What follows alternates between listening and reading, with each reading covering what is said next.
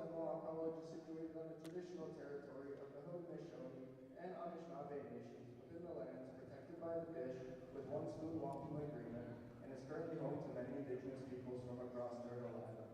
Now, if I could ask each team to line up across their respective baseline, and everyone in attendance to rise and remove your hats at table for the playing of the Canadian national anthem.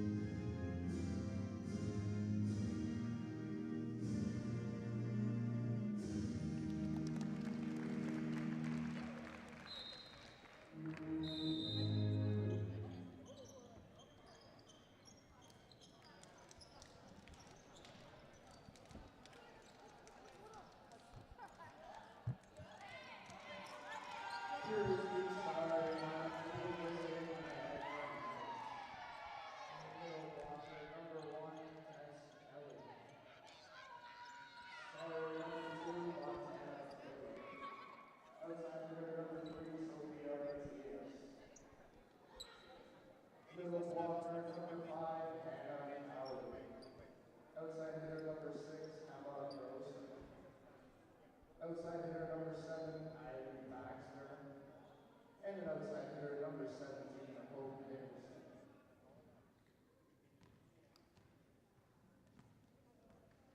And now, here is the starting lineup for your Mohawk Mountaineers. A center, standing by the board, is called Volleyball, Ontario. Number 2, Chelsea Vanderwall. And outside hitter, standing by the left, is called from Hamilton, Ontario. Number 4, Tobias Bolza. She is the lapel, standing by the 7 inches tall, from Edmonton, Ontario. Number 6, Mia Massey. A middle blocker, standing 6 feet tall, from Hamilton, Ontario. Number 11, Rachel Vanderwall. She is a right side, standing by the 10 inches tall, from St. Andrews, Ontario. Number 12, Hannah Bennett. She is an outside hitter, standing 5 feet 11 inches tall, from Burlington, Ontario. Number 14, Lexi Zagari. And finally, Hayden Biddle, standing 5 feet 11 inches tall, from Hamilton, Ontario. Number 19, Ashley Gibbons. And the head coach of the Mohawk Mountaineers,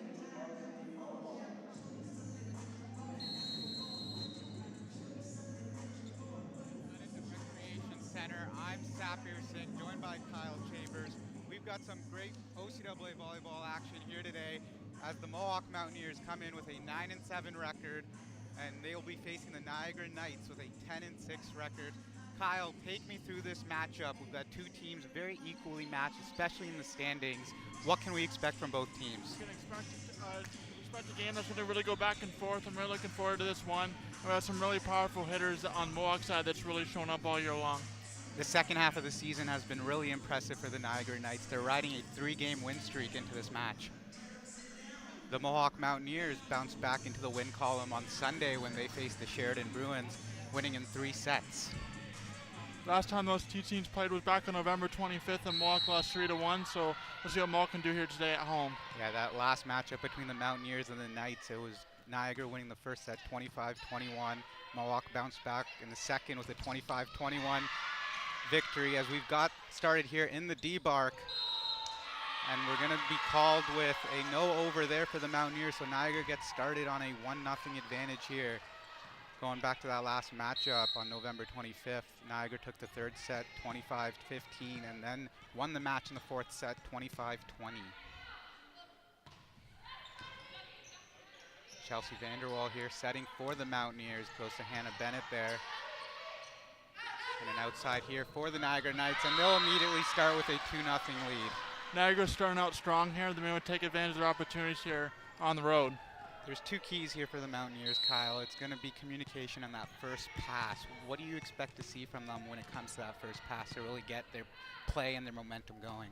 I expect to see using their powerful players like Alexis Zakari to get involved. When she gets involved, it really helps them win those sets and win the games in total. And it'll be important for the Mohawk to take advantage of Niagara's mistakes like that serve that just went out. And speaking of Lexi Zakari, she serves. Definitely been one of the best players on Mohawk's team this year. And just like that, the Niagara Knights take a point back, and it's 3-1 Niagara. That was a really good spike down from Cowie there, using her power and smarts to get in the right spot. Serving now is Hannah Cowie for the Niagara Knights. Thea Spazic, who's been playing the right side for Mohawk most of the season, playing libero now.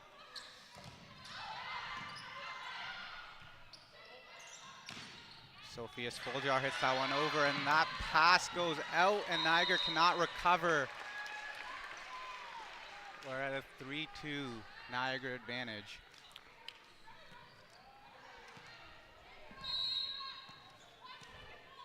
Gibbons serving now for Mohawk. This one's long, and it'll be called out. Serving will be key here for Mohawk, because once they do get points, and if you give it right back, there's not really any momentum being built. Making sure balls are in bounds, especially a team that's really close to in the standings. And we talk about close in the standings. This game will be key, as Lexi Zakari can't make a clean pass there, so it's going to be a free ball over to the Niagara Knights. A middle set here, and great pick there from Spazic. There'll be a free ball right back to Niagara. Great hands at the net for Mohawk to keep the ball alive here. And that's Bennett going up. And that went out, and it'll be a Niagara point. Even though there's a point for Niagara, it was a really strong rally by both teams and good communication, as we were talking about earlier. And Mohawk right now in the 5th spot in the OCAA West. Talk about standings, as Rachel Vanderwall will get the point off the block here, and Mohawk gets it right back. They're trailing 5-3. They're going to have to string some points together right now. They've only, they get 1 point and they give it right back. They're going to need some consistent points here. Yeah, definitely when you get on almost like runs, similar to basketball, it's definitely important for volleyball to get those leads and sets. Niagara goes back set. And again, off the block, Mohawk cannot recover this time. And just like we've been talking about, the point goes right back to Niagara. Yeah, it was Hannah Bennett there trying to dive for the ball, but no one was there to help her out there to get it off near the ground. That serve came from Emma Galmoser. And Rachel Vanderwall right there, and you can tell this season, a lot of teams have been game planning for Rachel Vanderwall when they come playing Mohawk. If you're talking about some of their better hitters from Lexi Zakari, Rachel Vanderwall. So it's going to be important to get her going throughout this match. Absolutely. Use what's worked all season to try to get this big win. And here we go. It's going to be a free ball. The first one for Mohawk so far this match. Rachel Vanderwall right back. If it's working, you keep going to it. Absolutely. Back to back, and we've seen it all season. Different players being able to get on hot streaks. That's exactly what you want to do here. this season has been a lot of first-year starters at the set. Well, not first years, I shouldn't say, but players that have been on the roster but haven't been starters, starting at the setting position for Mohawk. You're talking Chelsea Vanderwall, Stephanie Karatsolius. So, you know, you're going to have to see that, you know, see their IQ kind of going at it. If Rachel Vanderwall is your better hitter, try to take advantage of her consistently throughout the match. And Spoljar will be serving now in a tie game so far, 6-6 in the first set. And this is what we're talking about. Mohawk finally got some consistent points. Now you got to take advantage. Good up there by Spazic. Vanderwall outside to Zakari, and there it is. Momentum Mohawk. You could have saw the one up on the tee for her there. She knew exactly where she needed it, and she hit it right in the right spot for Mohawk. Mohawk was down a couple points, but string together about 3 or 4 points in a row now, and now lead 7-6, but give it right back on a Spoljar serve that goes out. And Tess Kelly will be serving now for Niagara. Steve Stone coaching now the Niagara Knights here. And Chelsea Vanderwall will be called on the net violation there. Mohawk giving it right back after taking the momentum right back to Niagara. And we can say it, this is going to be a back and forth contest between these two teams. Especially both teams even the match, they made some good plays and some plays that have been to their detriment. So what happens here? Ooh, that one was close. Spazic didn't know if that one was going out. Almost played it, but just held off. Mohawk takes the advantage now, 8-6. Sorry, 8-8, sorry.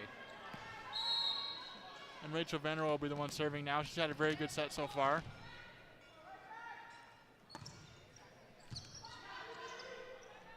This one goes outside there to Kaylee Baxter.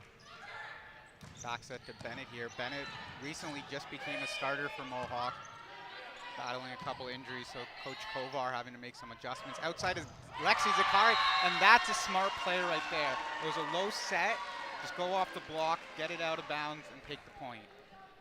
Yeah, anything you need to do to get the point, and that was a play that needed to happen there. And advantage goes back to Mohawk here. They're leading 9-8. Outside here, that was Baxter. Something Bennett could not handle, and we're back to a tie game. Baxter hit it really well, and it just ate up the Mohawk defense there.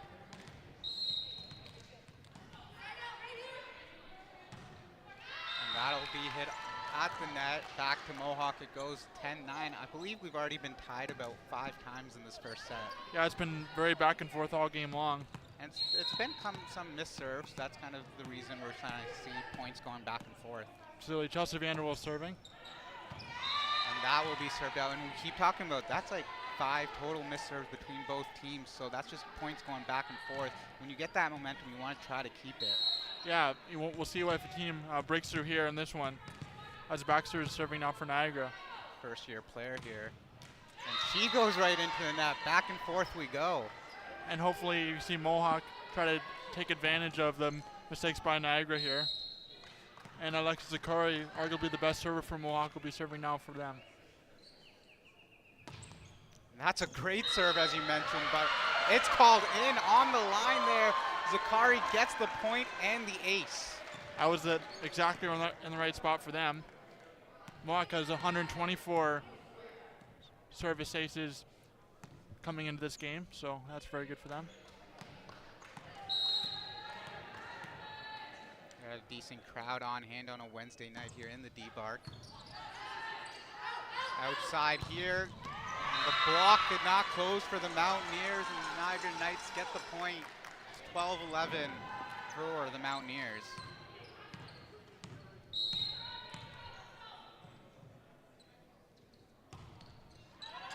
And another serve goes out. Niagara making multiple mistakes now at the service line. You definitely don't want to see Mohawk beat themselves up here and take advantage of those. And Ashley Gibbons will be serving now for Mohawk. And this game is big for the Mountaineers. A loss means it might be out of hand for them to host a playoff game, but a win will keep it alive, as they will also wait for what happens over with Conestoga. That one hits the antenna by the linesman, and Niagara will get the point. When you're hitting the ball over the net like that, you want to make sure you're hitting it in the right spot and over the net to make sure it counts. And we should note the Niagara Knights have started 3 first-year players here in the first set. As Rachel Vanderwall goes off the block, but the Niagara Knights playing good defense here. Spazek just barely keeps that one up, and it's going to be a free ball here to Niagara. These are the types of plays, as a coach, you hope your team takes advantage. Spazek again showing why she's been moved to the libero position. See if Bennett can fix this. She can't, and we're back to a tie game, 13-13. Even though the tie game, Spazek did really well digging the ball up there and keeping it alive for Mohawk. So we're going to have to see going forward. When you get defensive plays like that from one of your players, you're hoping you can just carry into a point. Again, Niagara with another service error. It's going to be a broken record at this point. And we'll see Hannah Bennett serving now for Mohawk. Hannah Bennett, as we talked about Niagara Knights first-year players, Bennett is a first-year player for the Mountaineers.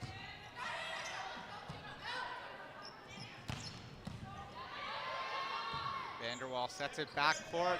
Zakari with a tip. Not a great set here. Niagara can't fix it, and it'll be Mountaineers point, 15-13. Should be noted that the Mountaineers have not taken a 3-point advantage quite yet in this first set. This will be an opportunity here with Bennett serving.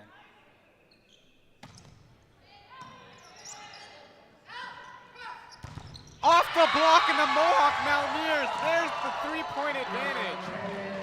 That was a big time block there from Vanderwall. And I don't want to jinx it, but this is kind of the play that head coach Kelsey Kovar has been hoping to get from her team in the second half of the season. And there, as I said that, I said I didn't want to jinx it, and I did.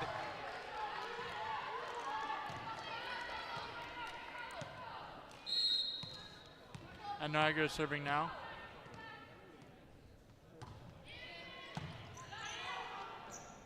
Back set to middle, and Rachel Vanderwall with her 3rd kill of the match. That was a big hit there for Vanderwall, putting it in the right spot, right in the middle of the box to get them the point. Give them a 17-14 lead in the first set.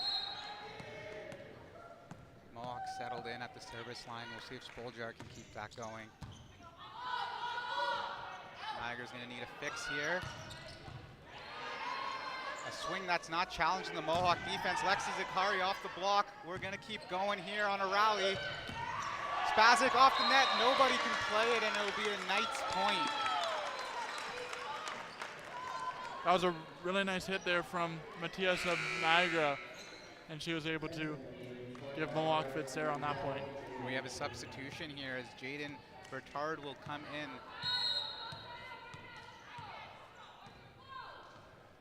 Bertrand with the serve there. Spazek being challenged here by the Knights. Lexi Zakari off the block. Just not enough juice. And that'll go out 18-15 Mohawk.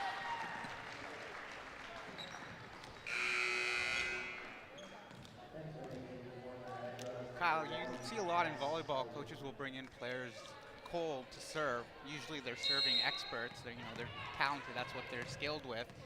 But sometimes it just doesn't, or more often than not, it doesn't seem to work. Well, it's really taking a gamble, Sabri, to figure out if it will work, and you're hoping that if you're specialists, you know what they're doing out there in the big moments. And a free ball here. This might be an easy free ball for the Knights. Off the Gibbons block there. A tip. Bennett was awake there. Vanderwall, Zakari now with the swing. Free ball. No communication there between the Mountaineers. They're going to have to fix it here. Just barely over the net. It could have been out there, but Spoljar didn't want to test it. Zakari. See if the Knights can fix this. Gibbons tight at the net. And the refs will say that nobody touched it on the Mohawk side. 19-15 Mohawk, their first 4-point advantage. Chelsea Vanderwall was a contributor. It wasn't an official block, but she was able to keep it from Niagara putting it over in the net on Mohawk's side, so that was a nice heads-up play by her. It'll be Rachel Vanderwall with the serve. Baxter with the swing. Mohawk just keeping it up, but Vanderwall could not. Goes back to Niagara here, 19-16.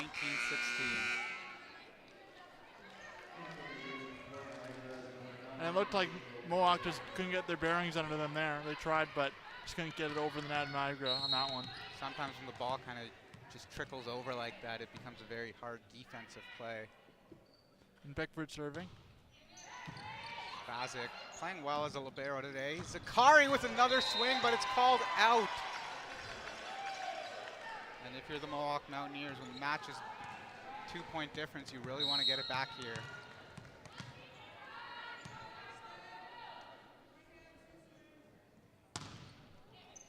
Bazic, Vanderwall back to Gibbons, and that's a great play. That's something the Knights have not seen yet today. And we seen Gibbons there. She had almost like a cross-court hit there from right to left into the corner, and that was a really nice play by her. You can watch game film and plan for something like that, but until you actually see it, it's tough to defend against it. And she's not known to be a power hitter, so showing her power there. Back set here, and that'll go out, and it's a 21-17 lead for the Mohawk Mountaineers. Timeout Niagara. This is the way you want to see the Mohawk Mountaineers get started. When you talk about the last time they played at home, the Mountaineers played a tough matchup against, it was the Conestoga, no, it was the St. Clair Saints, sorry. That was the last time they played at home. It was a tough matchup for them. Yeah, it was, and it'd be interesting to see what they do today. St. Clair is always a tough matchup against Mohawk. St. Clair currently second in the OCAA West. So when you're looking at the OCAA West standings with about 3 games left for all the teams right now, Humber's leading with an undefeated 16-0 record, and Humber's always up there. They're just consistently medaling every year. St. Clair up 14-2, the Knights 10-6, Conestoga and Mohawk tied right now at 9-7. Conestoga has the advantage in the tiebreaker situation. Redeemers hanging around with an 8-8 record. Cambrian at 6-10, Sheridan at 4-12, Fanshawe at 3-13, Boreal at 1-15. One thing we've seen from this Mohawk squad is resilience, able to find wins, and they're going to have to do that here today. And you can tell the players are already back on the court here for the Mohawk Mountaineers. It seems like Kelsey Kovar didn't have much to say with their team, basically saying, hey, you guys are doing well right now, keep doing what you're doing, limit your own mistakes, and let's get out of this set with a victory. That first set is always so crucial about momentum really carrying throughout the match. And here we go, it's gonna be set, and there's a block, and the Mohawk Mountaineers get the point, 22-17, their biggest lead of the match. That was a really good block there by Alexis Zakari there. That's exactly what you want to do from one of your best players.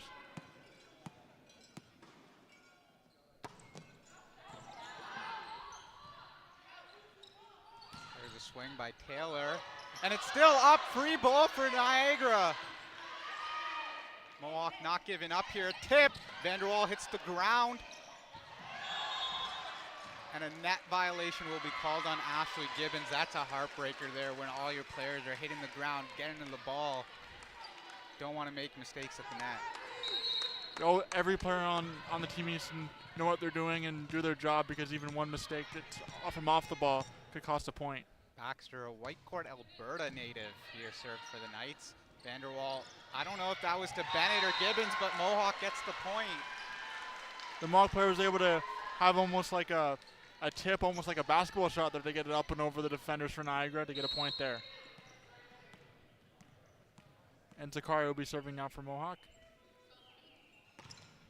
That was a good serve there. It'll go back to Taylor, and it'll be called out. It'll be a set point advantage here for the Mountaineers. Alexi Zakari will lead the way here. Into the net, keeping the Knights alive.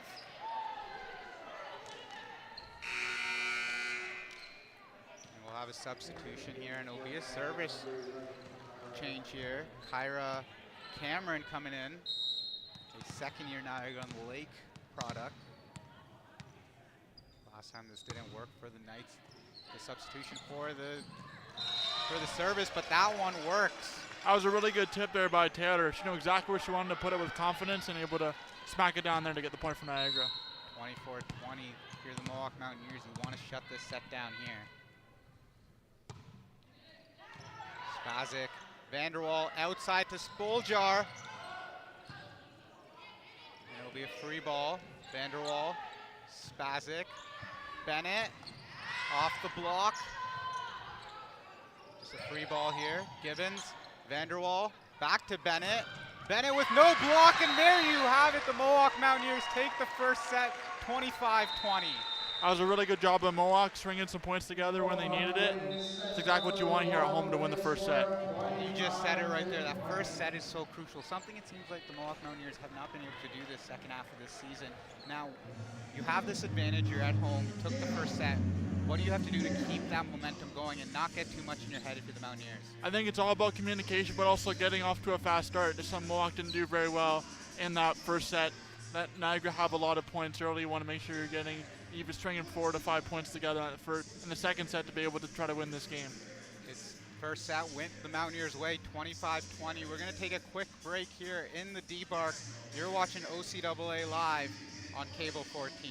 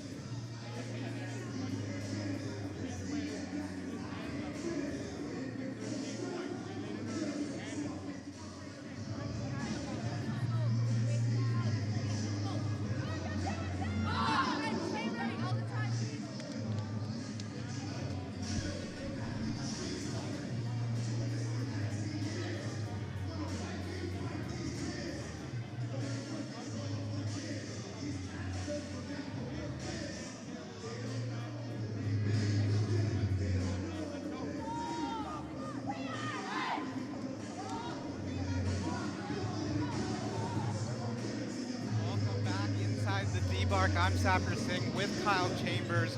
A great first set by the home Mountaineers, winning it 25-20. Found an interesting stat during the break. The last time the Mountaineers won a first set inside the D-Bark was going back to November 22nd when they beat the Sheridan Bruins 3-0. And that's a very interesting stat. Mohawk is going to have to win 2 more sets here to try to win this game, but it's definitely great to see them get the first set win here in a very crucial regular season game.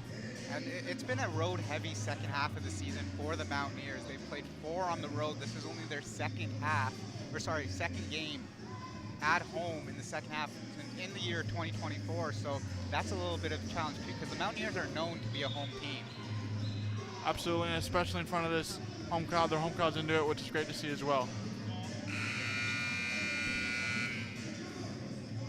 The Mountaineers are going with the same lineup they had in the first set. Niagara Knights very similar with their lineup as well. Zakari, who ended the set, I believe, will continue serving for the Mountaineers.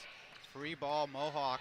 Chelsea Vanderwall to the middle there, Gibbons, and that'll be a point to start the second set for Mohawk. Gibbons there showing her power and went off a Niagara defender there. Mohawk gets the first point of the set here.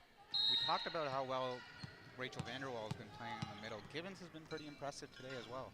She has been, yes. And a swing here by Matthias. That'll be a Mohawk point. I missed what happened there, but if you're Mohawk, you take it. Looked like it went off the Matthias there, and they weren't able to communicate or try to get the ball over, so Mohawk would take it there. And it goes, the first point now for the Niagara Knights is a bad serve there by Zakari, 2-1 Mohawk. So Mauser now serving for the Knights.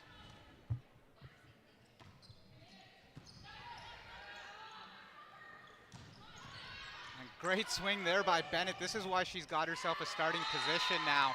It's plays like that. She's been a great asset on the outside for the Mountaineers. She definitely knows where to place it. She doesn't have the most power, but when you know how to place it and have a high IQ, it definitely helps the team. And Gibbons will be serving now for Mohawk. I got the stats guy sitting next to me. I'm trying to look over his shoulder for some numbers. A tip here, and Mohawk was backpedaling, and they cannot defend that one.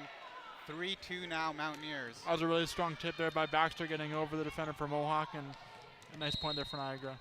It's a smart play there when you're in the air and you see the defenders are backpedaling. Why not go with that easy tip? Vanderwall now will go outside of Spoljar, and Spoljar uses the block. 4-2 Mohawk. We have two young coaches in this match here too. Kelsey Kovar for the Mountaineers, second-year coach. Steve Stone only in his third year with Niagara. And he only started coaching in the second half for Niagara for this season. Zakari with the dig there. Vanderwall to the middle. Rachel Vanderwall, who's a star in the first set, can't get the point. Another tip here. Mohawks awake this time. Spazic, Spoljar, a swing. It might have touched somebody. Did not. Niagara Knights point. Even though that was a point for Niagara, Mohawk did a really good job communicating and making sure that they had the best hit possible there, or trying to at least. Sophia Matias, first year out of Milton, Ontario, not too far from here. Vanderwall with the tip, and the Knights cannot handle it. Vanderwall was able to take the ball and put it right in the middle of the court there, and it looked like it was in no man's land as they got the point. Good job from Mohawk there. Chelsea Vanderwall, you know, when you talk about height, isn't your typical, you know, setter at the net, but she does a good job of using her height to her advantage when she needs to. And just placing the ball in the right spot as well. And a back set here back court set to Spoljar, and Niagara will do the same. Vanderwall keeps it alive. It'll be a play here for the Niagara Knights. Another back court set. Zakari, I believe that was, no, Vanderwall there. Zakari now with the tip, and she finds an empty spot in the court. 6-3 advantage for the Mountaineers. Zakari able to tip it over to the defender there on the far left side, right in the front court, and able to tip in the right spot for them. And this is what I was talking about when Mohawk took the first set. It was about carrying that momentum over to the second set, and they've done that. And it's just a tip here, but Mohawk more awake here. Zakari off the block. 4 touches there for the Knights. 7-3 Mountaineers. It looked like Niagara got jammed on that one. They just weren't able to keep it up there, and because of Zakari's power. Spoljar with the serve. Something the Knights can't handle there. That goes off Kaylee Baxter. And we have a timeout called here, the Niagara Knights. Steve Stone wants to talk it over. A tough deficit to start this second set, down 5. I don't think this is what you were expecting if you were Niagara, because it was such a back and forth first set, but in the second set, Mohawk is doing what they came here to do in all the right spots. I want to talk a little bit about that travel too, right? The Niagara Knights, 40-minute drive, an hour drive, depending on traffic. A lot shorter trip these ones are versus when you have to go to Thunder Bay or North Bay or whatever. But if you're a team coming off the off the bus, I mean, Niagara got here around 4 o'clock, so they could get their proper routine probably in. But when you're the road team, what's kind of that mentality if you're on the bus trying to come into a gym like the D-Bar? I played sports in the past, in different sports, and it's tough when you're in a facility you're not very familiar with, trying to figure it out. Even if you do your regular day, sometimes it's harder, because if you're going in a tournament, going to, say, the East Coast or what have you, it's easy to get in that mindset. You go your regular day, then you have to play a road game. It can actually be tougher on a team sometimes. For sure. And like we mentioned, this is a crucial game for the Mohawk Mountaineers. A win here keeps their home playoff alive, hosting a playoff game. A loss here will really, really hurt their chances of hosting a playoff game. They're in. They just want to be able to host the game. Absolutely. And we're back to action here. Chelsea Vanderwall, and that's one of those height advantages you're talking about. Niagara able to block her at the net. Niagara has some very good blockers and definitely know what they're doing here as they're 10-6 coming into this one. And Baxter will serve down for Niagara.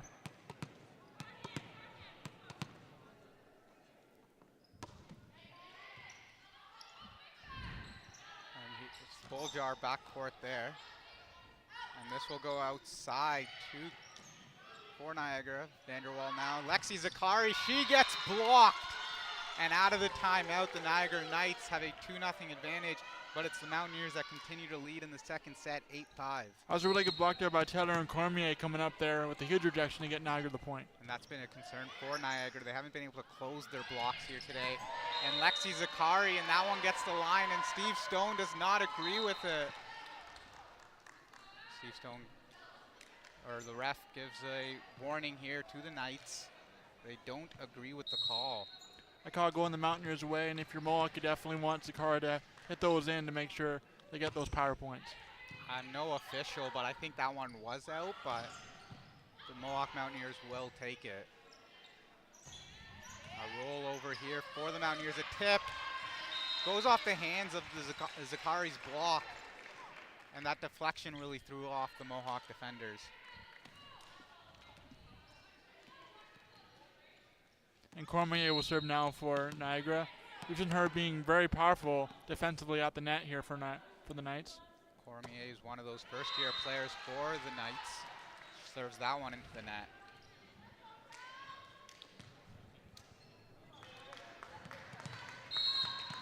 We'll see Chelsea Vanderwall serving now.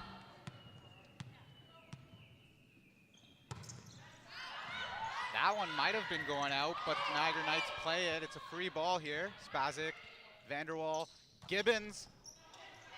Defensively played well by the Knights here. Spazic again.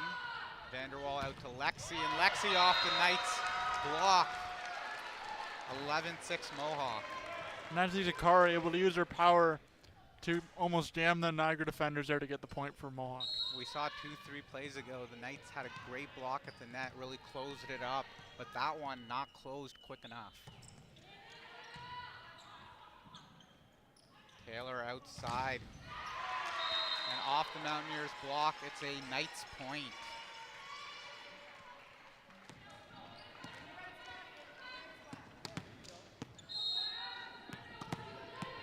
When we talk about the Knights now, they obviously get the point back, but what do they have to do to get some consistency and some points back to back here? Something that they've done really well is Block blocks like that, been able to keep Mohawk on their toes, almost get a Mohawk's head, if you will, and they have to do that here to try to get back in this one. I talked a little bit about closing the block for Niagara, and that's another one right there. If they start doing that consistently, they will get right back into the set. Mohawk starting to make some mental errors here, but they're recovering and get the point. And when you're getting a groove like this, when you're playing sports, it's just really easy for you to do what you need to do, and that's what Mohawk looks like here. Despite only being up by 4, they look very happy and in their groove. And when you're Mohawk, if you do give up 2 points here with the lead, you don't want to get too down on yourself. You want to keep playing with good momentum. Outside here, there's no block, but Niagara hits it right into the antenna. That was Matthias. As a coach, when you see that, your player's going up for a hit, no block is up, you're hoping to get, a slam dunk type of play there, but you don't. And that one's called out. And we've seen Zakari, she's been very valuable, but something she's going to have to improve as we get later into the regular season, into the playoffs, as those serves.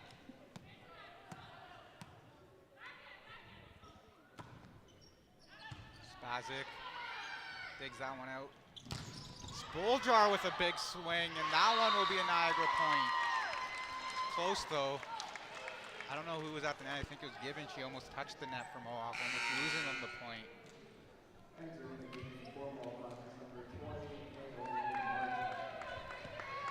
Spoljar was able to have a really nice hit there that was able to keep Niagara on their toes.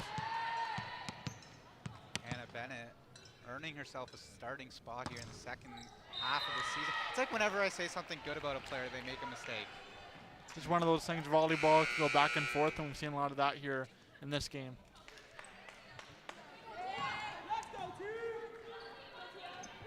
Oh, sorry, that might not have been Hannah Bennett. I think that was Naomi Morn serving. And Kelly will serve now for Niagara. Vanderwall tight at the net here to Vanderwall. The Vanderwall connection. We've seen that a couple of other times in the first set. Two Vanderwall sisters coming together. And we have a question here at the score table. Might have had a out of rotation play here. And as of right now, Hannah Bennett will be the one serving for Mohawk. Seems like, yeah, just going back, I think Niagara was out of rotation. See Kelsey Kovar is still coaching her team.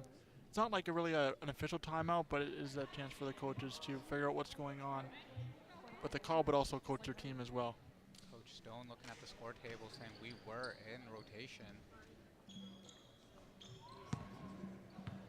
He's going to have his captain here potentially talk to the stand ref. The floor ref continues to have a conversation with the score table.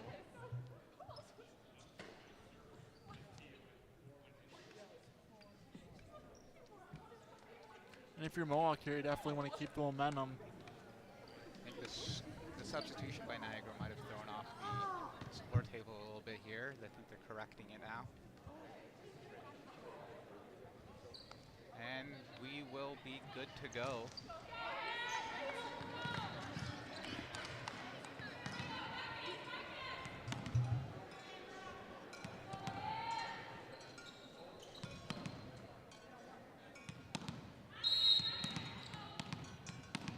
We're going to keep playing here as the score table tries to figure it out. Hannah Bennett, as Kyle mentioned, will be serving.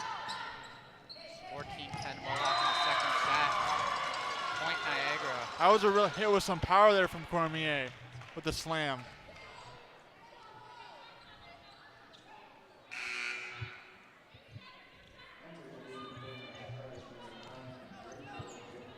We're going to get this corrected. And while they're doing that, Bickford will be serving for Niagara. It's 15. Sorry, I'm just trying to listen in on the conversation here between the official and the scores keeper.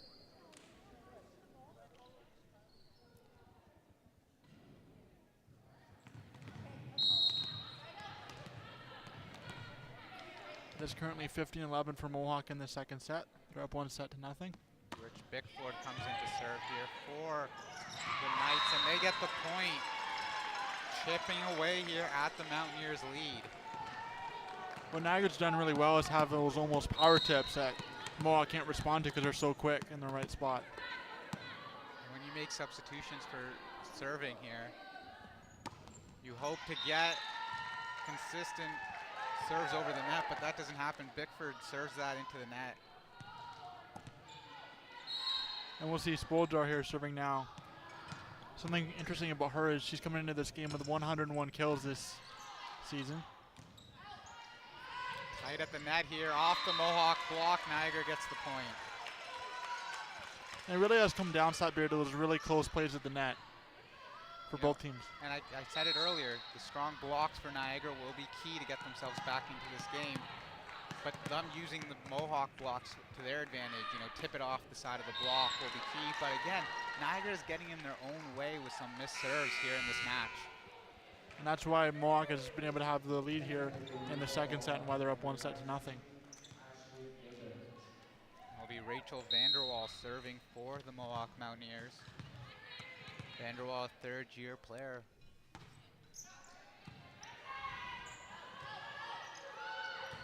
Swing here, that's Spoljar. And Vanderwall tried to dig that out after Spoljar got the touch, but could not get around her own teammate.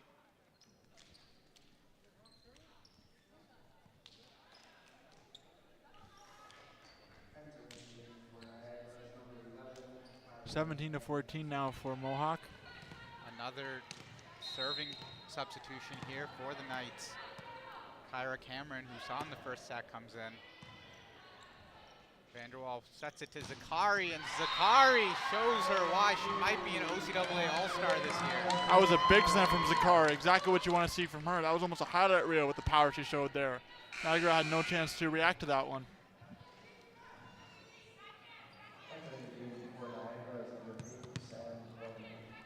Mohawk won the first set 25-20, lead the second set 18-14 here in the D-Bark.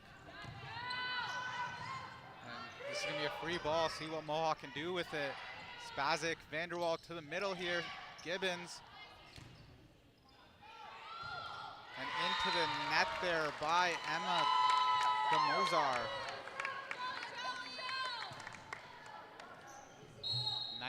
19-14 Mohawk. We'll see Chelsea Vanderwall serve again here.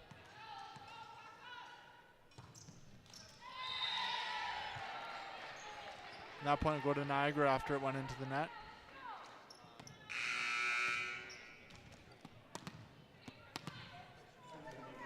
Now 19-15 for Mohawk, with the serve going to the Niagara Knights. And Montana Taylor will serve now for the Knights. Vanderwall will set it back here to Zakari. Haven't seen a lot of swings there from Zakari on that outside, the other outside position, the right side, I should say, today. Yeah, it's something that she's trying out. Didn't work out there, but she definitely has a lot of strength here. That one went Niagara's way, though. Mohawk's been leading the entire way in the second set. But the Knights are now chipping away. It's only a 2-point advantage for Mohawk. Something really cool about Montana Taylor, has 5.22 assists per set. She's very versatile in what she can do on the floor. Taylor with the serve. That's a good one. Vanderwall, Gibbons, and Mohawk bounces right back. That wasn't clean, but Mohawk was able to figure it out and get the point. Anything that you need to do to get out of a slump, especially in volleyball, Mohawk would take it, and hopefully they can get some cleaner plays, as you were saying, going forward. Talk about being on your toes. That's one of those plays where everyone on Mohawk really had to be on their toes. In the middle here for Niagara, and a tip. That's a smart play right there by Tess Kelly, a first-year player. That's what you want to see. If a first-year player can do that, imagine what they would do once they're in their second or third year. Absolutely. She's someone who definitely knows what she's doing, and she's been a standout player here in this game so far. Spazic, Vanderwall into the middle by Gibbons, and Gibbons again being that player that Mohawk can trust here in this game. In my opinion, Gibbons has been one of Mohawk's best players, even though she's well known for her serving. She's definitely been very versatile all game long for them. And that serve goes out. I believe that was Gibbons. You jinxed that one.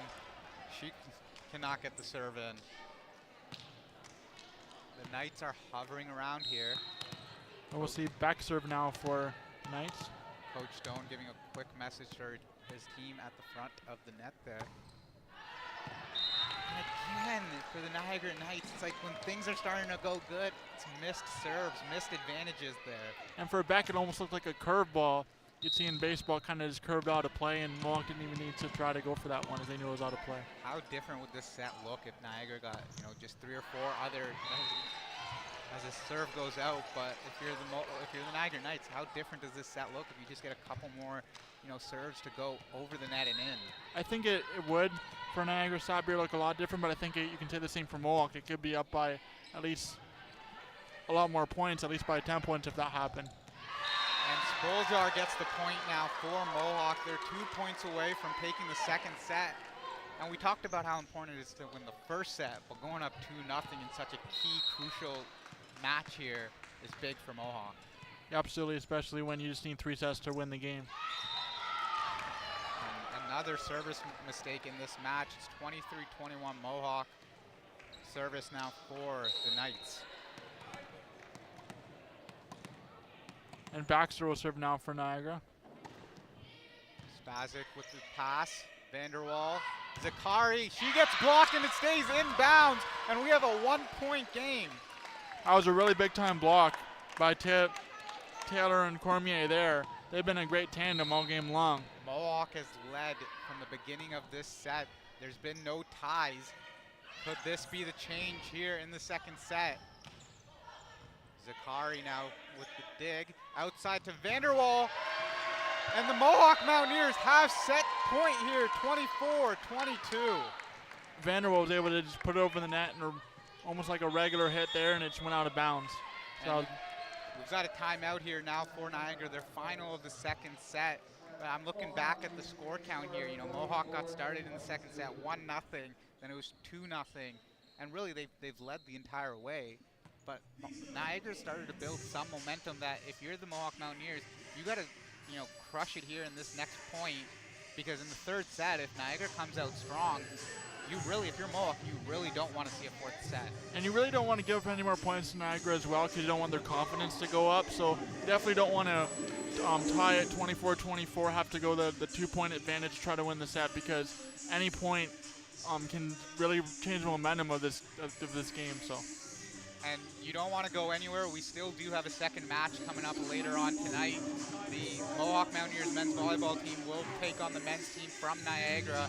That's a projected 8 p.m. start. Could be earlier, could be later. But that's projected to be a good matchup as well. And if you're Mohawk on the men's side, you're really trying to just stay, get in the playoff spot. It doesn't look like they're going to be hosting any games at home for the playoffs, but they're just trying to keep where they are in the standings, try to keep themselves in that spot. Mohawk is clinched into a playoff spot, but yet, like you said, they will not be hosting a game. But you want to use these games now to maybe potentially move up in the standings, give yourself a better matchup, or even just kind of build that momentum going into the playoffs. Momentum going into the playoffs is important, and I've seen a lot of teams in sports where they have a great season, lose a few games, and it's tough for them in the playoffs. So any momentum and team camaraderie in the playoffs is important.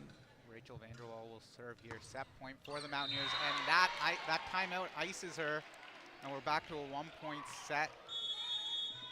And it'll be a timeout for Mohawk. We're going to take a quick break here on OCAA Live via Cable 14.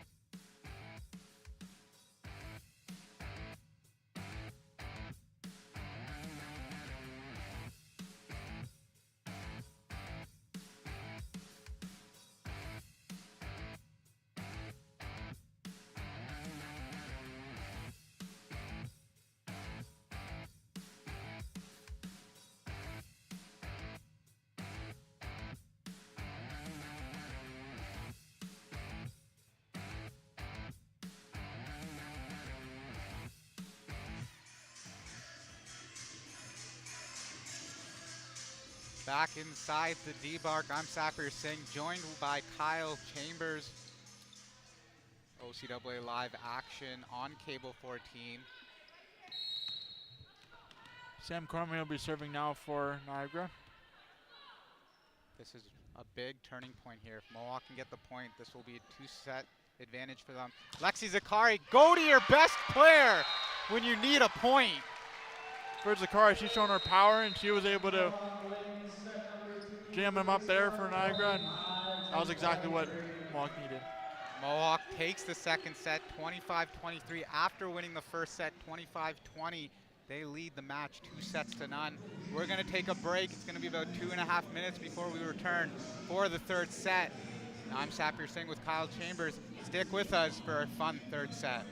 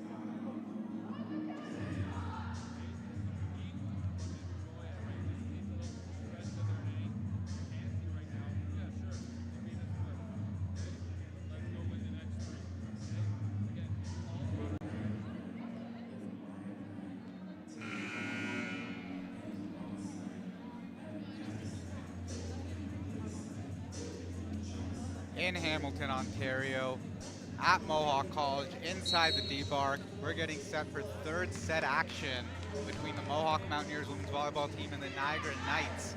The Mountaineers taking the first set 25-20 and the second set 25-23. I'm Sapir Singh, joined by Kyle Chambers. And if you're Mohawk here, you definitely want to finish off this set, finish off this game, and try to figure out what they're going to try to figure this out, try to finish this off, because you don't want to have too long of a game here. And I talked about it in the second set there, Kyle. Mohawk led the entire second set, but it got closer and closer and closer as we got near the end.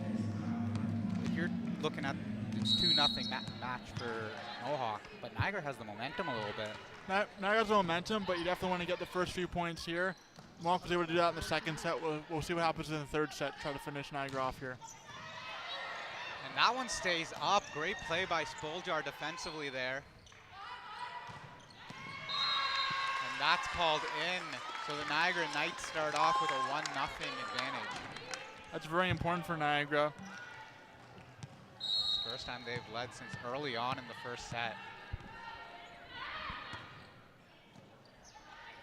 Vanderwall tight at the net. She can't really do anything with that. And just like that, Niagara starts off with a 2-0 advantage. Zakari was trying to come over and help, but she just couldn't beat out gravity there on that one to try to keep it up.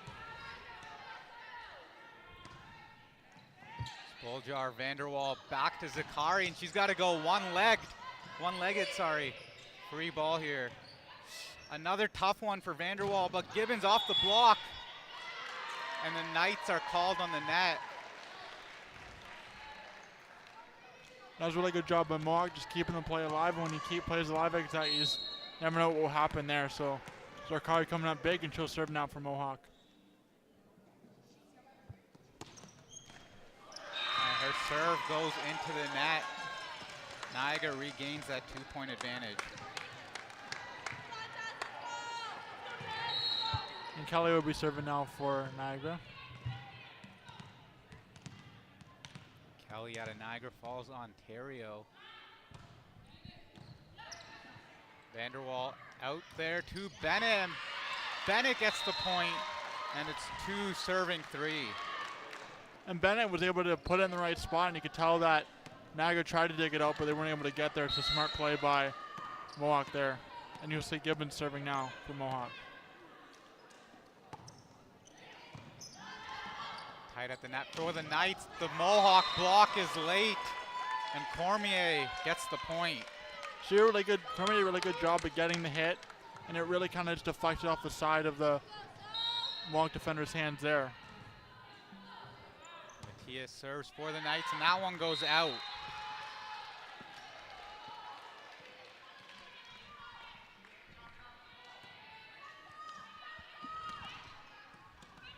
And we'll see Bennett serving now for Mohawk.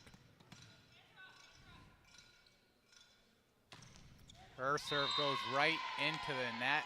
5-3 Niagara.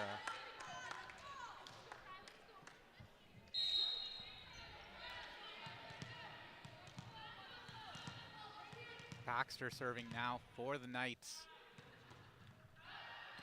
And again, that's like the second missed serve for the Knights in the third set, and it seems like when they have that momentum all match long, it's not just this third set, they're just giving it right back to Mohawk. Having said that, Niagara has had times where they may be able to come back in games, so we'll see what happens there. They definitely want to get off to good strings of starts, strings of points. And that one will be called in. That was a really good hit there for Niagara, able to set it up right in exactly the right spots. The communication was improved there from the last point. And it goes both ways. We've talked about closing the block for Niagara. Mohawk's blocks here in the third set have been late getting up. Spazic with the dig there.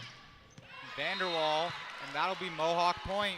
Vanderwall was able to put it looked like at the back of the box there in the right spot, and the refs called it Mohawk's way. And you know what we're not hoping for today? That we can go back to last Saturday when the rim for the basketball net at Mohawk broke and we had an hour delay. That was very interesting. Nothing I've ever seen in broadcasting before. Yeah, that was definitely interesting. Something New always happening here at the D-Bark. But everyone was able to keep in good spirits and able to continue on with the game, which was the most important part.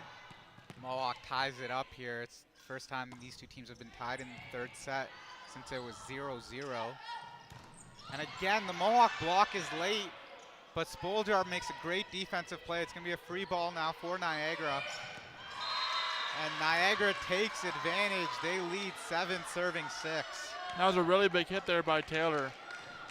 And Taylor's been one of those players that's been playing really well here for Niagara. If you talk about all the first-year players, she's a fourth-year player, so a leader on the court.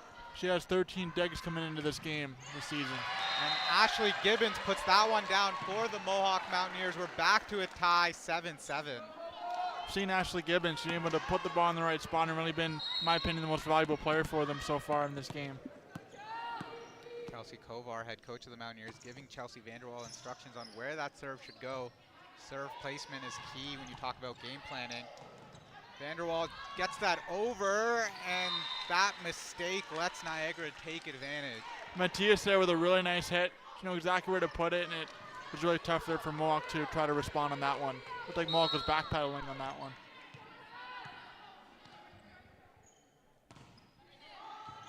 Zakari with the pass. Vanderwall right back to Zakari, and when you need a point, you go to your best player, and that one, the linesman called it out, but the head official said there was a touch, point Mohawk. Yeah, Zakari was able to get it down there, and it looked like it might have been out, but it went the Mountaineers' way here, which was good.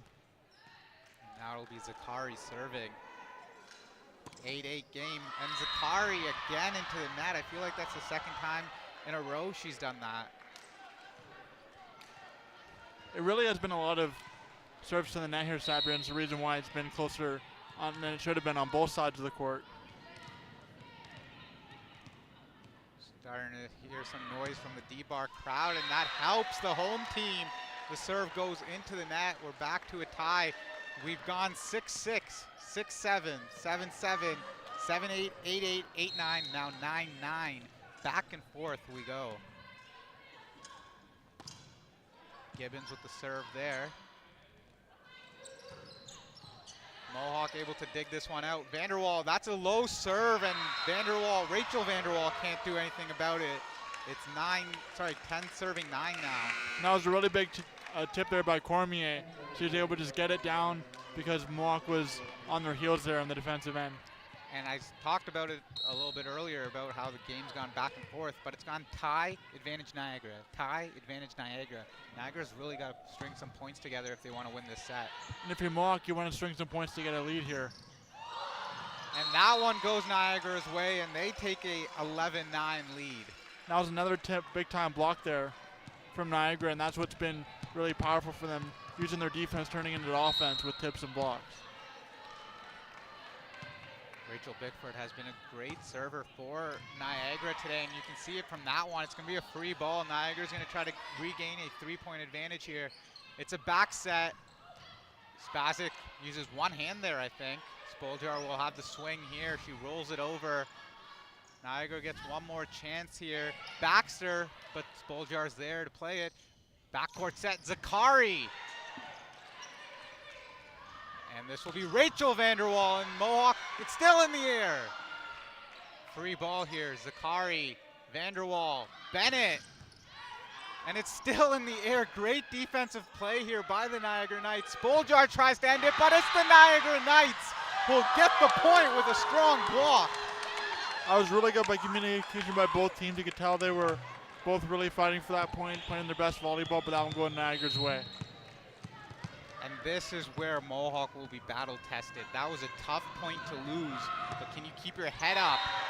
And Niagara gives it right back with a missed serve. But I'm going back off that, like, you gotta be mentally strong after you lose a tough rally like that.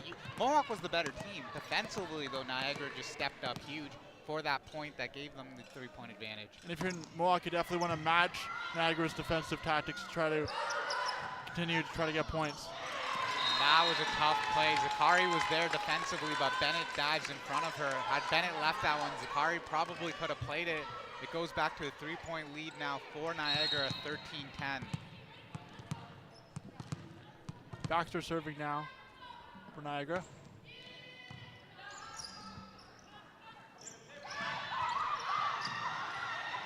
Back and forth play over the net here. Vanderwall tight at the net, and strong play by Cormier at the net. We're gonna have a refs discussion here. Did someone get a piece of the net there?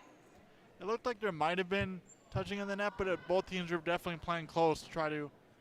For Niagara said they're trying to get the point, and Mohawk was trying to block the shot there. So the teams are figuring out what they're going to do next as the refs figure out what they're going to call this point.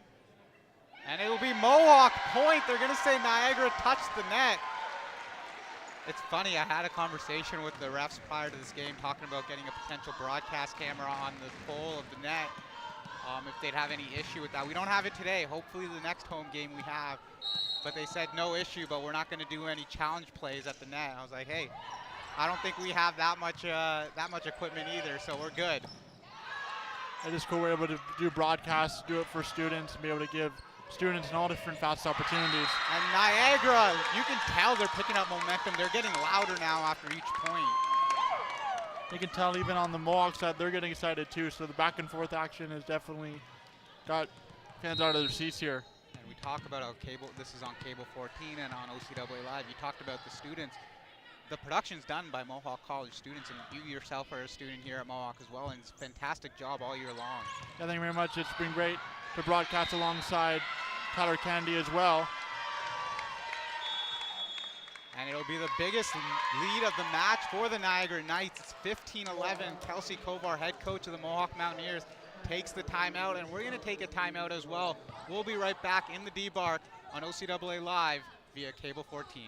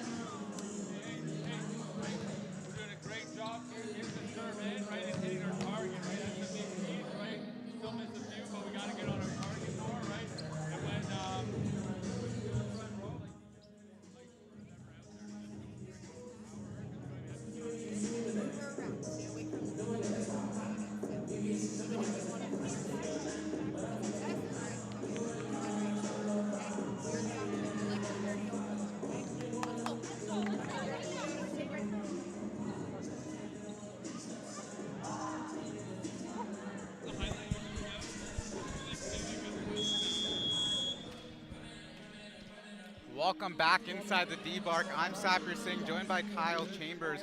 15-11 Niagara here in the third set. Kyle, this has been the most Mohawk's been down.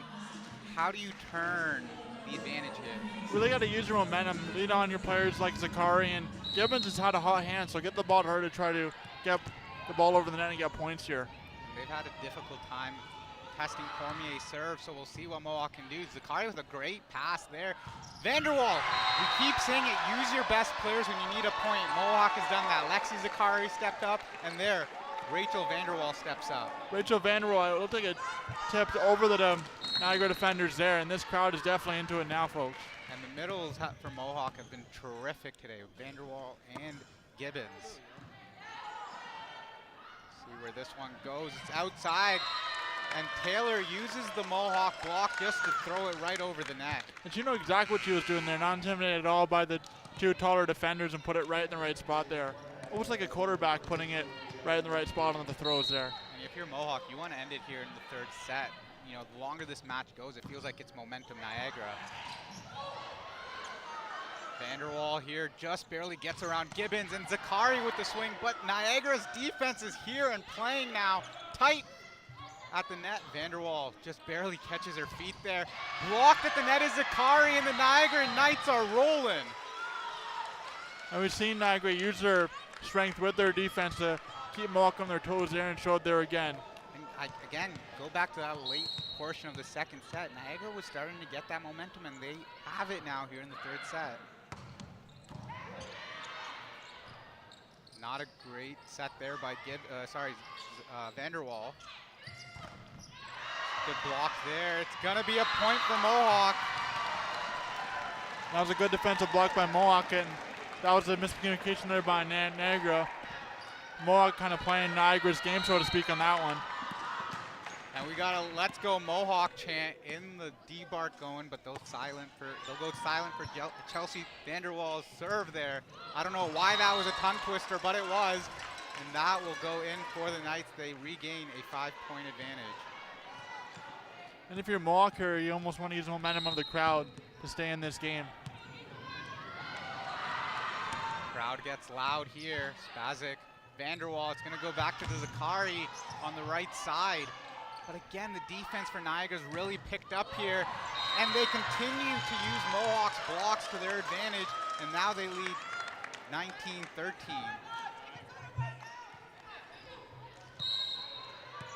That was a really good pair there by Kelly and Matthias there, last point. And a bad pass there by Zakari. It's 2013 now, Mohawk. They're going to take a timeout, a much-needed timeout. We're going to take a timeout as well. We'll be right back on OCAA Live via Cable 14.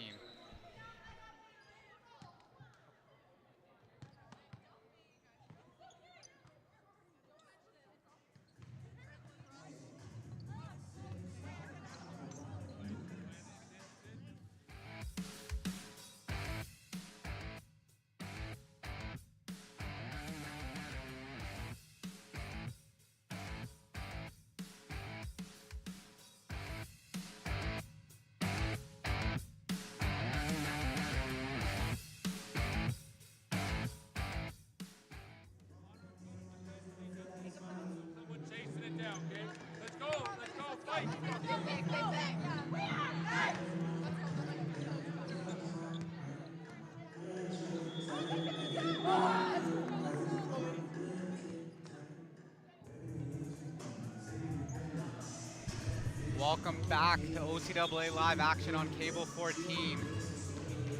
You can see in the far right corner of the D-Bart, both men's volleyball teams are ready to go. But right now, with the way the score is looking in the third set, we're likely going to a fourth set unless Mohawk can find their game. Gibbons with a tip there, but it stays alive. Matthias with a swing. Mohawk keeps it alive somehow. Free ball, Niagara. And it's Niagara point out of the Mohawk timeout. That was a really good hit there by Taylor.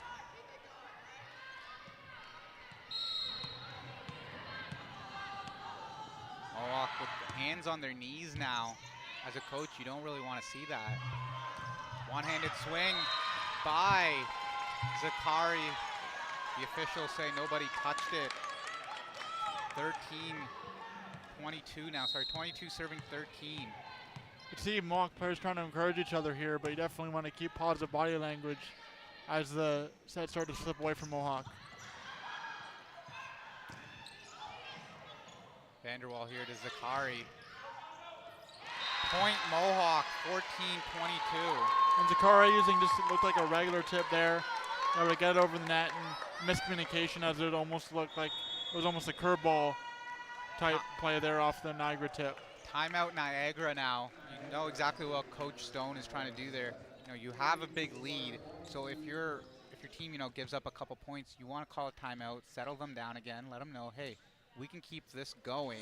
We just got to play our game, and Niagara has started playing their own game. Yeah, make sure you're playing your game, but maybe it's also giving Niagara a rest here. If you're excited, that's great, but if you get too anxious, it actually exudes energy from you, and you want to make sure your energy levels are high but not too high to try to win this set. And we're looking at the score throughout this set. It was 17-13 Niagara, and then Niagara went up 22-13. That was 5 consecutive points to really open up this set lead for them.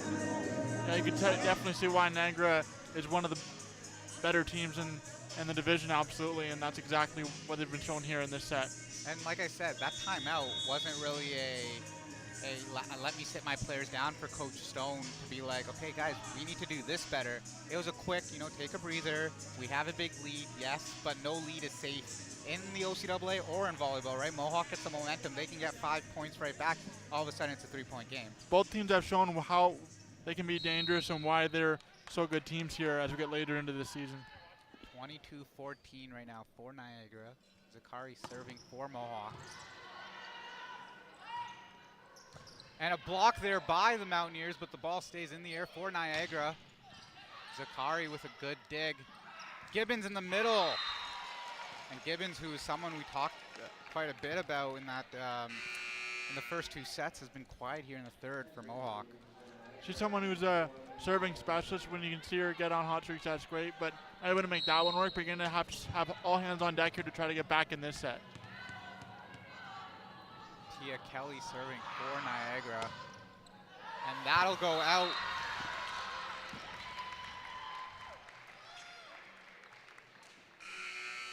We didn't see a lot of that by Niagara in the third set, missed serves and things like that, but that was a big concern for them in the first 2 sets. Yeah, Niagara's done a good job of cleaning up there, but let's see if Mohawk can use that to their advantage for momentum here as they got that point. Naomi Morton comes in as a substitution for Mohawk to serve. Outside set here. Down the line, Chelsea Vanderwall was there, but nobody else from Mohawk was awake. And the Niagara Knights now have set advantage 24-15. For Mohawk there, it just landed right in the middle of all of them there, and that's why Niagara got the point. And for Mohawk to be successful, communication is going to be key. And they were talking in the first 2 sets. Getting down here, usually, you get in your heads a little bit too much. You stop talking as a team. But communication is so key in volleyball. Yeah, especially against a good team like Niagara. And that was mistakes by Mohawk. The Niagara Knights stay alive in this match. They win the third set 25-15 after Mohawk took the first 2 sets 25-20, 25-23. So we're going to keep going here in the D-Bark. So don't go anywhere. We'll be right back on OCAA Live via Cable 14.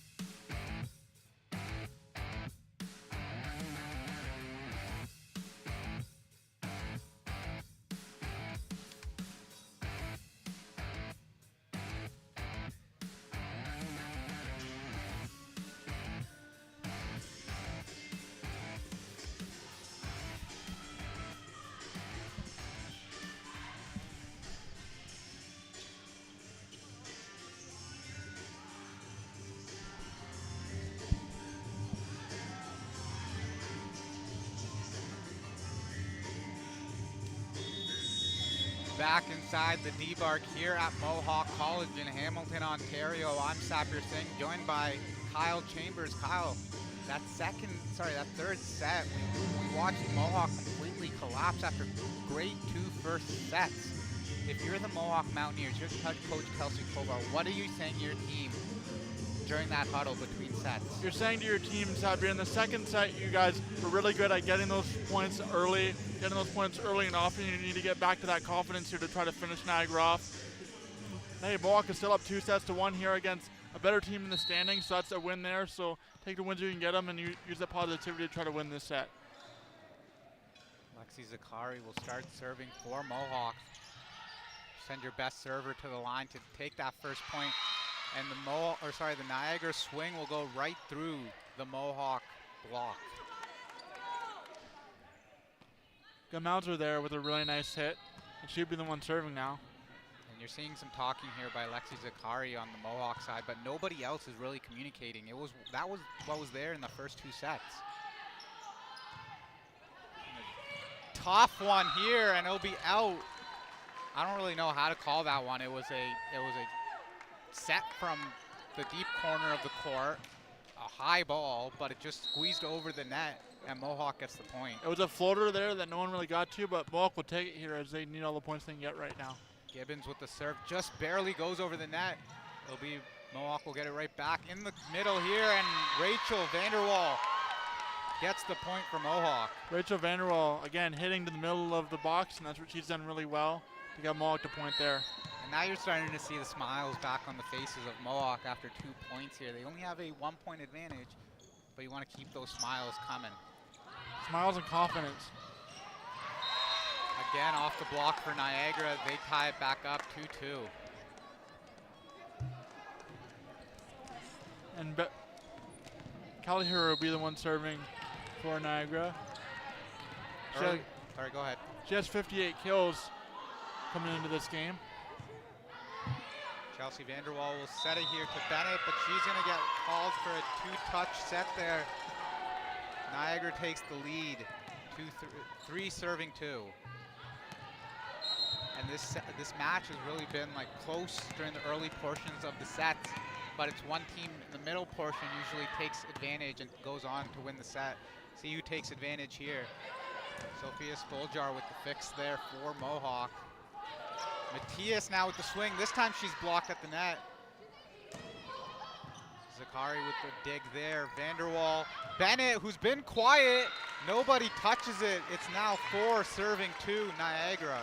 That was a really smart play by Niagara, not touching it. It's tough when it's out the line like that. It could have gone almost either way, but Niagara gets the point there. First year, Kelly now serving for Mohawk. Vanderwall to Vanderwall, but again, great defense by Niagara. It's gonna be a free ball here. See what Mohawk can do. This is a tough one for Bennett. And it's a trick play here by Niagara, but Spazic is there.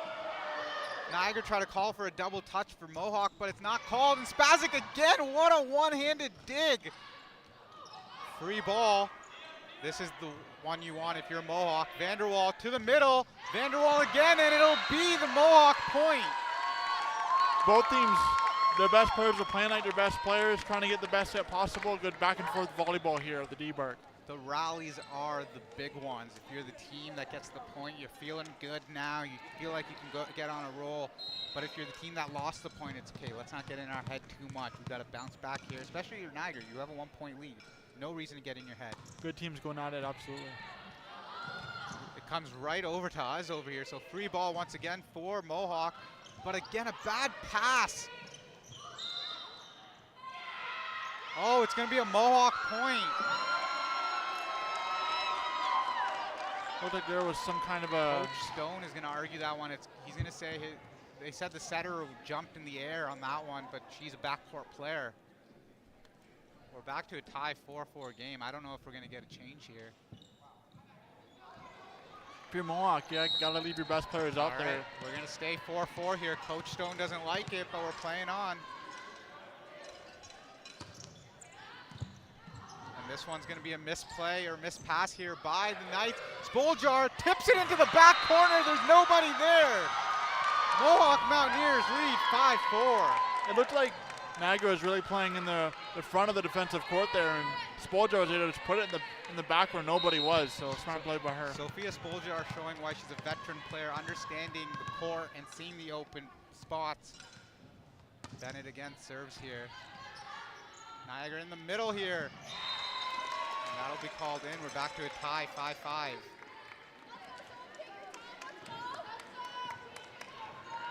See Mattia serving now for Niagara. She's been one of their power players, so to speak, so far. This one's a deep serve. Zakari can handle it. Vanderwall back to Vanderwall. We've got no touch call, so Niagara takes the set lead, 6-5.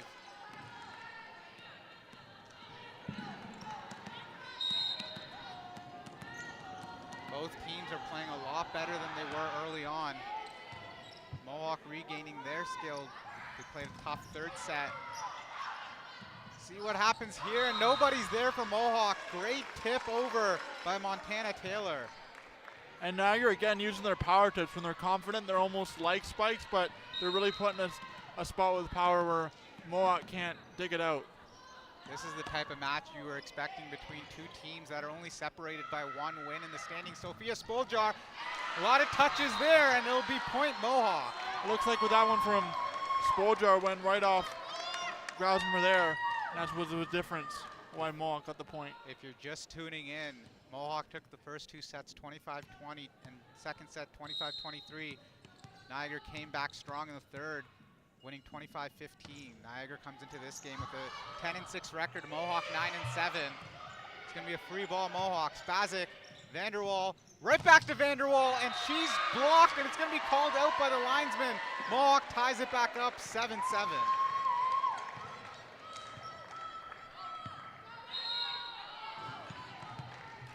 You see Spoljar serving now. She's been a big-time server for the Mountaineers all season long. It's going to be a backcourt set here, something Mohawks handled all game long. Spazic, Vanderwall, Vanderwall again. That's going to be called out, but the Niagara Knights will be called on net violation. Mohawk point, they lead now 8-7. And net violation and almost ticky-tack penalties like that has been a big reason why Mohawk's been able to keep it close here in this set. I don't know what it is about this set, but it's got me all hyped up. Coming over here, and Kyle, you almost got hit there. Yeah, when you're a broadcast, you have to keep your head up over here. Get right into the action. I would have wanted to see if you could set the ball and get the Knights going. 9-7 Mohawk. How do you think you would do as a setter? I don't do okay. I just use the left hand to try to punch it over to them and keep the ball in play. Perfect, I love it. It's now 10-7 Mohawk after that serve that Niagara could not handle. And Coach Stone of Niagara Knights calls the timeout, and you're starting to see how momentum is a big part of the volleyball game. Mohawk, who looked completely out of it in the third set, stopped talking, hands on their knees, get a few points, and all of a sudden, they're hyped. They're up 10-7, and you can see the team's really into it. We even see a few women's basketball players out supporting the women's volleyball team, which is really good to see as well. Yeah, you're starting to see the women's basketball team after practice joining us here in the other gym right now. Mohawk's got Come Learn to Play lacrosse going on. Lacrosse was announced as the newest varsity sport for the Mohawk Mountaineers, and that's exciting to see. Lacrosse isn't something you see in Ontario colleges. Mohawk becoming the first Ontario college with a lacrosse program. They'll start launching it in September or in the fall coming up in 2024. No affiliation with a conference. They're going to look for some exhibition play, but it's going to be exciting to see some lacrosse in Hamilton. It's definitely good to see a start of that. A lot of really good lacrosse players in Hamilton and around that area.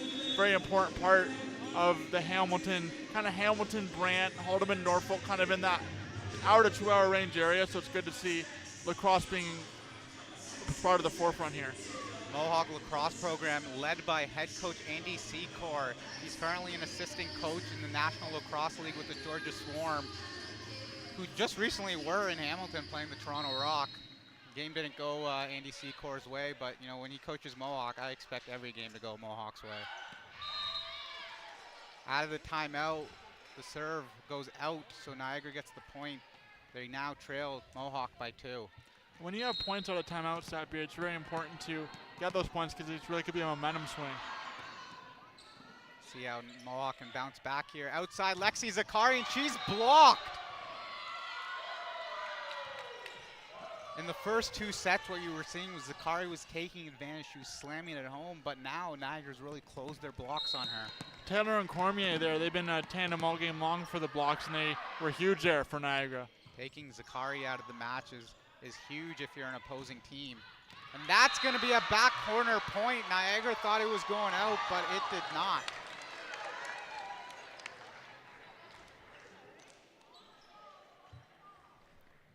Rachel Vanderwell will serve now for Mohawk.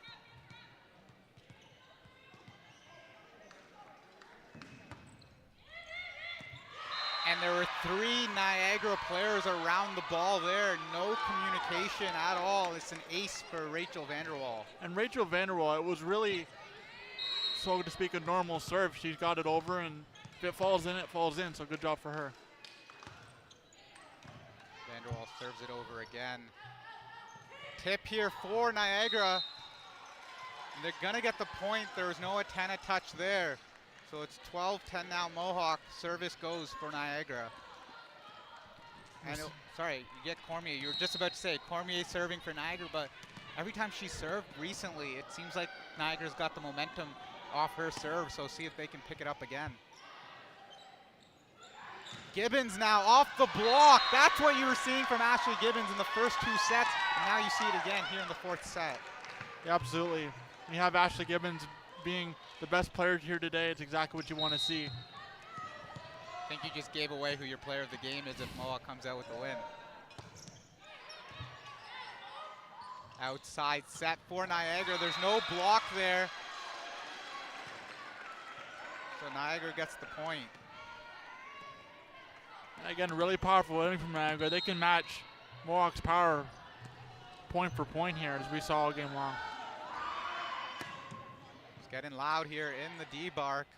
Outside, Hannah Bennett off the Niagara block. They're gonna be able to play it here. And that's Matthias for Niagara. Matthias barely had a jump on that one. She was able to just use her power to crank back and get a point here for Niagara. If this is what we're gonna see from a lot of the first-year players from Niagara, they're gonna be dangerous down the line in a couple years. It would take a more veteran team, so to speak, in Mohawk, pound for pound. They're definitely going to be someone to watch out for in the OCAA West.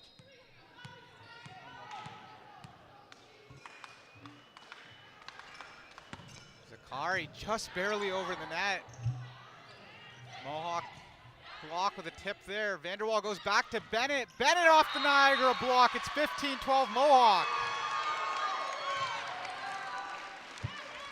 We can talk playoff scenarios once this match is over, but it's crucial for Mohawk to come away with a victory if they want any chance to host a home playoff game in 2024. Zakari, her last serve barely got over the net. This one will not get over the net. And if we do have some home playoff games for the women's side, I'm sure that we will be broadcasting it. So we'll see what happens. It's going to be a busy weekend. You already got 2 home games for the basketball teams. Will be wrapping up their regular season on February 10th. And then somewhere in there, as the Niagara team comes away with the point, somewhere in there you're going to have to squeeze in a home volleyball playoff game. So, yeah, we'll be broadcasting it, but Kyle, you're going to be busy. Yeah, it's going to be busy, but it's going to be a lot of fun. I've been able to get my skills better all season long to use them to my advantage for the big playoff games. A tip over here, and Niagara ties it up. We're 15-15 all. This is going to be the crucial part for the Mohawk Mountaineers. You had the lead for quite a bit here. What can you do to get the momentum going again? Exactly what Niagara did, not get down on yourselves and just string points together. Free ball for Niagara. The last thing, if you're Mohawk, you don't want that. But Niagara cannot get the swing over. When you have a low serve like or set like that and you try to swing it, it usually does not go your way. You want to kind of maneuver your way, and Niagara does not do that there. Yeah, and we've seen from both teams kind of similar things have done well and similar mistakes. So that's what's made it an entertaining game. Goes back to being a young team, right? Niagara being a young team, you know, you learn from that. But you're in the thick of a big, you know, season, possible 3rd seed.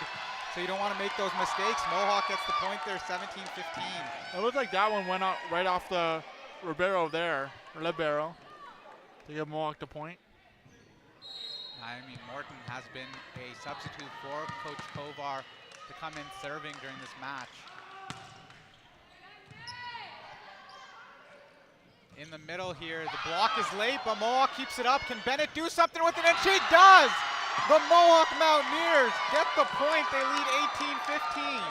We've seen Bennett come out in the biggest of situations to help their team here. That's why she's got the starting job in the second half of the season. And Mohawk's got all the momentum, and the crowd is into it now. This is big. If you're the Mohawk Mountaineers, you can't get too excited yet. You haven't closed out the game. Niagara takes the timeout. I don't even want to ask you what Coach Kovar is saying. You're a leader on the Mohawk Mountaineers team. You're on the court. When you get back on the court here, what do you have to show the leadership to make sure your players know, okay, hey, we're up 18-15, but job's not done. Continue to keep stringing points together and just take it point for point. Act like it's just a regular game where you're trying to get points. We've seen it in the middle of the second set. They did really well. And in the first set at points, trying to string points together. So almost forget that it's a huge moment. Don't forget like you're going to be lazy, but just forget that you have to get all these points to get to that goal and just string points together as a team. And I know our viewers are going nowhere because we still got more OCAA volleyball action right after this match. You got the Mohawk Mountaineers men's volleyball team, the Niagara Knights men's volleyball team. Knights coming into this one with a 9-7 record. The Mountaineers 7-9. A little step back this year for the men's volleyball team, who last year had a Final Four appearance in the OCAA. They're going to try to bounce back. Sorry, they came away with a win against Sheridan on Sunday, so they're going to try to keep rolling now. But we're going to see if Mohawk women's volleyball can end this match here in the fourth set. And someone touched the net there, and it's going to be called on Mohawk, so point Niagara.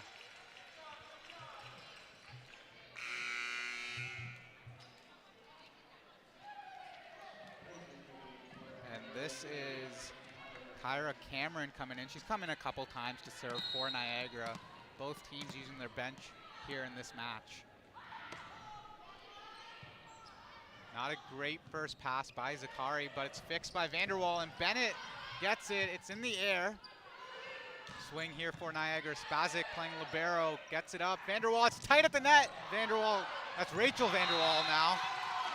Couldn't get it, and we got point Niagara, 18-17.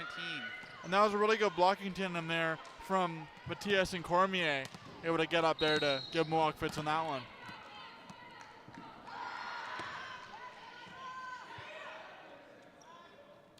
Spoljar off the block, it's still in the air. Free ball Mohawk. This is the type of point you need here if you're the Mountaineers. Vanderwall middle, and the Vanderwall connection's been working here on Wednesday evening. When you have some at work, if you're the coaching staff for Mohawk, just keep it working, and that's exactly what's been going on here. I'm trying to think of a nickname for Chelsea Vanderwall and Rachel Vanderwall. I don't like Vanderwall squared, so I'm trying to think of something that works for it, but nothing's coming to me right now.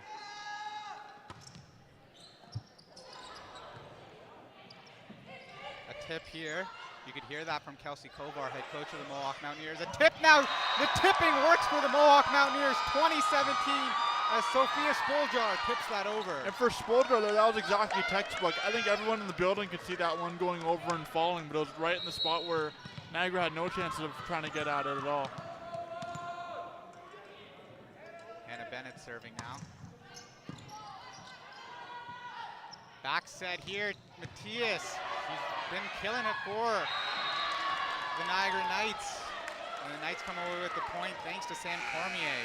Sam Cormier with almost a spike tip there, with a powerful tip, with authority to give Niagara the point on that one. The thing is, when the ball comes over like that on a mistake by the other team, and you're a powerful hitter, you see that ball, you just want to kill it, but sometimes you make a mistake when you're doing that. And Matthias played that really well and got the point for Niagara, as Niagara gets another point with a block on Rachel Vanderwall. We're back to a 1-point set. Bickford now serving for Niagara. It hasn't been tied since 7-7. See if Niagara can get that here.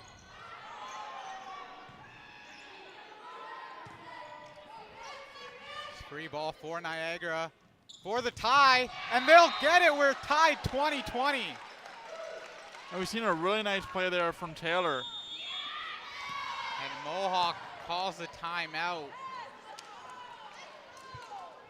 I always say a fifth set is usually advantage home team. But if you're the Mohawk Mountaineers, you won the first 2 sets, you lost the third set. If you lose this this fourth set, I don't think you have a lot of momentum going into that fifth set. You definitely don't have momentum because Mohawk has been up and they have been able to try to close out 3-0, unable to do it. So for Mohawk, you just want to finish it off and go home. You don't want your players to be playing more than they need to because you want your players to be fresh for the final few games here of the season for the playoffs. So Mauser and Montana Taylor are both tied with 9 kills, leading the Knights in this match. They've both been very, very good. I don't know how true those stats are, though, looking at the stats guy next to me, but as he throws the paper in my face, I know he's new to the job, so. Montana Taylor's been very good, averaging 5.22 assists per set coming into this one, and 13 digs also. Just gonna keep going. Sorry. 130 digs rather. Coming into this one. I'm just joking about the stats. The stats are great at Mohawk. Nobody needs to review those. And we're back to action here. It's 2020. Niagara got momentum now. See how Mohawk does out of the timeout. Spazic with a pass here. Vanderwall outside. Spoljar. She had only 1 block there, but couldn't get it down. Free ball, Mohawk. Vanderwall back to Spoljar. She tips it. Niagara's a little bit more awake on those tips. And another tip. It rolls off the net. And Niagara's number 7 there. Baxter's going to get called for going underneath the net. Point goes back, and the lead is back with the Mountaineers. And Spoljar now will serve for Mohawk. Spoljar has 101 kills coming into this contest. And that's a great serve that the Knights cannot pass up. 22-20 Mohawk. That one going off a Niagara player, going all the way to the back wall in a really awkward spot. Let's go Mohawk. Chance into the debark now, but they'll go silent for the Spoljar serve.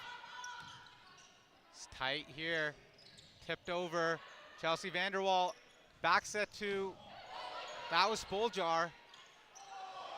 Still in the air here. Spoljar's there. The back corner is being protected by the Mountaineers. And it's down again.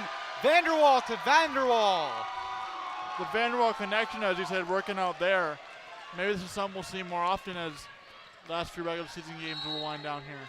No family connection between those two, but hey, they're working together like they're sisters. Free ball. Mohawk has a chance to take a match point here. Chelsea Vanderwall. Lexi Zakari. Great defense for the Knights. And back again. Mountaineers with some great defense. This is going to be tough over for Zakari. And it was. It goes out of bounds. It's 23-21. Niagara gets the point. They're staying alive.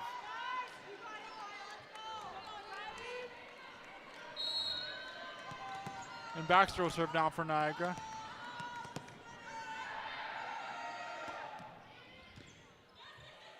Chelsea Vanderwall out back to Vanderwall. The tip doesn't work this time. It's going to be a free ball. Mohawk really needs this point before momentum completely shifts to Niagara. Spoljar back court. An easy swing, no block there. But Mohawk keeps it up. Vanderwall tip. And it's out there. Match point, Mohawk. You can tell everyone on the Mohawk's audience jumping up and down, including the coach, Coach Kovar. Everyone's so excited now as we're 1 point away from winning this whole game. Niagara has no timeouts left. The 1 minute that's showing on the clock right now, Mohawk's timeout. Rachel Vanderwall will serve for match point.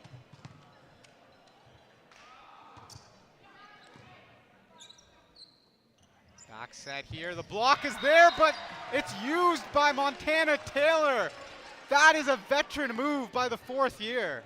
She was not flustered on that one at all. Knew exactly what she was doing to keep Niagara in this one. Can't ask for anything better than this match between 2 top OCAA West teams. Jaden Bertrand comes back in for Niagara to serve here. She wants a new ball. Match point for the 2nd time here for Mohawk. 22 serving, 24. Chelsea Vanderwall will go to Lexi Zakari, and that will be it. The Mohawk Mountaineers win this 3-1. Everyone up on their feet now as Mohawk gets a huge win to try to claim home court here going into the playoffs action. The Mountaineers win this match after taking the first 2 sets 25-20, 25-23, and then the Knights bounce back in the third set 15-25. Mohawk takes the fourth set 25-22. I think I already know what you're going to say. Who's your player of the game? It'd be interesting. Actually, I think Zakari is actually going to be the player of the game for me. Oh, throw me a curveball. Yeah. Zakari with a great game. Ashley Gibbons was great. Rachel Vanderwall was great as well. Mohawk with the win improves to 10-7. Niagara now drops to 10-7. So again, Mohawk still playing for that home playoff game. And that's a big one because now they get Humber, who's 16-0 to close out the season, does Mohawk. But it's someone that Mountaineers will also have to watch is the Conestoga Condors, who the Conestoga now plays Humber tomorrow. That's a tough matchup. And if they lose there and then they lose to Redeemer, Mohawk has a home playoff game, and that's something you got to look forward to. Absolutely. And if you're Mohawk as well, you've seen what worked for them, and going up against a very, very tough team like Humber, you're going to have to play well, but it was a good test for them.